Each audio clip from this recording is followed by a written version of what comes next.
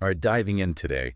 And, we're getting kind of, well, pretty artsy. Oh, yeah. Yeah, painting. We're taking a deep dive into the art of painting, it's called. The full title's a mouthful, something about a journey through creativity, emotion, and expression. But you get the idea. Definitely. And, you mentioned wanting to learn more about painting and really how it impacts us.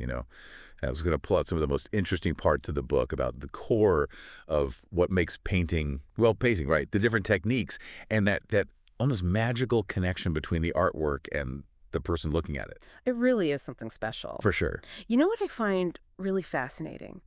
The text emphasizes this idea that painting is a journey.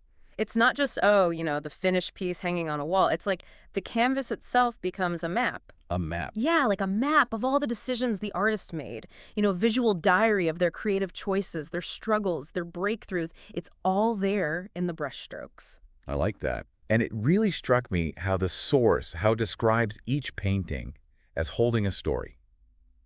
Like it's more than just colors, right? It's a glimpse into how the artist sees the world. Absolutely.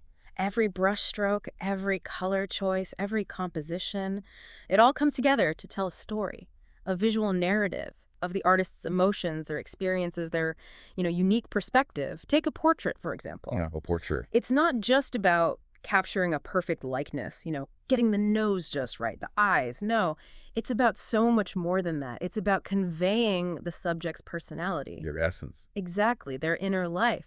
Think of Rembrandt's self-portraits.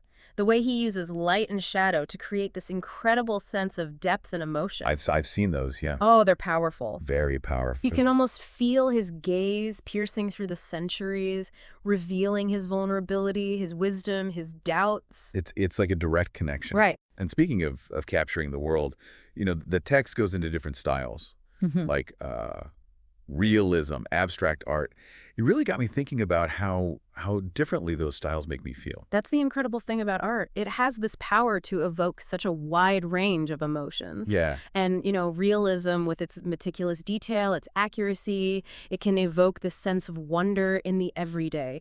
It can make you appreciate the beauty in the ordinary. Think of a hyper-realistic still life. Those like where the artist just captures every little detail. Yeah, where it looks like a photograph. Exactly. And they use techniques like trompe-l'oeil, which literally means to deceive the eye in French. Oh, wow. Yeah, it creates this illusion of depth and texture that's so convincing you might find yourself reaching out to touch the fruit in the bowl, Almost tricked by the painting. Totally. And that's the skill of a master realist painter. Well, They can fool your eye, they can make you question what's real and what's not. But then you have abstract art. yeah, that's a whole other thing. It's a different beast altogether. As the text describes, abstract art takes us beyond the literal. It's like a puzzle box of emotions and ideas. It doesn't necessarily represent anything recognizable from the real world. Right. No trees or people. No, not necessarily. It's more about shapes, colors, textures, the way they interact with each other on the canvas. It's more, I don't know, like feelings or like energy or something. Exactly. It's about capturing a feeling or an idea rather than a specific image. And because it's so open to interpretation, it really invites the viewer to become a co-creator, What do you mean? Well, to find their own meaning within the shapes, colors, and textures. Oh, so it's different for everyone. Exactly. There's no right or wrong answer when it comes to interpreting abstract art. Take Jackson Pollock's drip paintings, for example. Some might see chaos. Others might see this incredible universe of emotions swirling on the canvas. What do you see? Oh, I see. Well, I don't know. I'd have to think about it. That's the beauty of it. It makes you think. Yeah. It makes you feel. It makes you question. So the text also goes into different like materials you paint with, right? Oils, acrylics, watercolors. The medium, yes. Do you think the material itself influences what kind of story an artist can tell? Absolutely. It's like choosing a different language to write a poem. Each medium has its own unique properties, its own personality. And those properties influence how the paint behaves, how it interacts with the canvas, and ultimately how it conveys the artist's vision. It's like each medium has its own voice. Exactly. Think about oils, for example. They're known for their rich, luminous colors and their slow drying time. Yeah. That slow drying time allows for blending and layering, which is why they're often favored by realist painters, especially for portraits. They can achieve these incredibly smooth, lifelike skin tones with oils. Think of the Renaissance masters. I've always admired those. Yeah. So detailed. And then you have acrylics. They're much more versatile. They dry quickly, which makes them great for layering and creating textures. But they can also be used for more delicate washes. They're also very vibrant, almost graphic. So more modern looking. You could say that.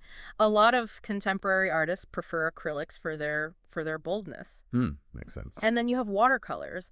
They're known for their delicate, almost ethereal effects. Very flowy. Exactly. They're perfect for capturing fleeting moments, atmospheric landscapes, things like that. They're a bit more unpredictable than oils or acrylics. So it's like you kind of have to go with the flow. Exactly. It's a dance between the artist and the water. I like that. That's a good way to put it. Right. So the book really emphasizes this connection between the artist and the viewer. Yeah. It describes it as like a shared journey. Viewing art is an active process. It's not just about passively looking at something. Right. It's about engaging in a dialogue with the artist across time and space. That's deep. The artist lays out this visual language, with shapes, colors, lines. It's their language, yeah. And it's up to the viewer to decode it, to bring their own experiences and emotions to the table. Oh, that reminds me of how sometimes I'll just stand in front of a painting, No. and I'll just feel. Feel something. Yes, something. I might not even be able to explain it, but it's like it triggers a memory or A feeling. a feeling, yeah. An emotion, a thought, a connection to something deeper. Exactly. That's the power of art, isn't it? It can bypass the logical part of your brain and go straight to your heart. It might be the way the light plays on a surface, the brush strokes that seem to dance across the canvas, the colors that evoke a particular mood. Right. It's all intentional. Exactly.